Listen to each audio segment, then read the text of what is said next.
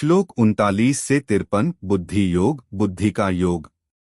योग में अंतर्दृष्टि कृष्ण क्रिया के पीछे के ज्ञान के बारे में विस्तार से बताते हैं। योग में दृढ़ता, योग में प्रयास कभी व्यर्थ नहीं जाते।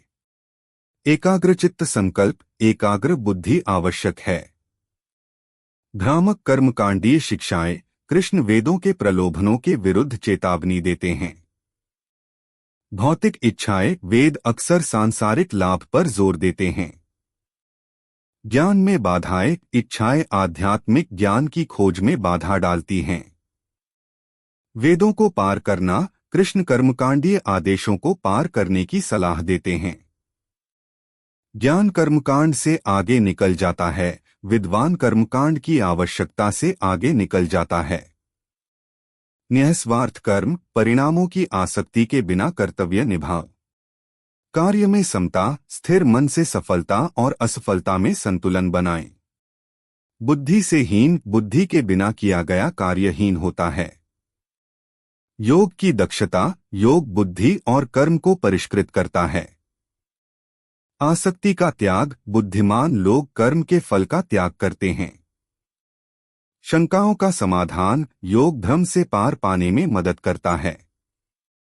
स्थिर मन योगी का मन ज्ञान के माध्यम से स्थिर हो जाता है। श्लोक 54 से 72 स्थितप्रज्ञ स्थिर बुद्धि। अर्जुन का प्रश्न अर्जुन स्थिर बुद्धि वाले व्यक्ति की विशेषताओं के बारे में पूछते हैं। इच्छाओं से वैराग्य कृष्ण एक बुद्धिमान व्यक्ति को इच्छाओं से मुक्त बताते हैं। संभाव ऐसा व्यक्ति सुख और दुख से अविचलित रहता है। राग और द्वेष वह दोनों से अप्रभावित रहता है। इंद्रियों का हटना बुद्धिमान लोग अपनी इंद्रियों को इंद्रिय विषयों से हटा लेते हैं। इंद्रिय नियंत्रण इंद्रिय विषयों का त्याग कर दिया जाता है, लेकिन उनके प्रति रुचि बनी रहती है। मन पर नियंत्रण अशांत मन को अनुशासन की आवश्यकता होती है। एकाग्र बुद्धि बुद्धिमान स्वयं में लीन रहते हैं।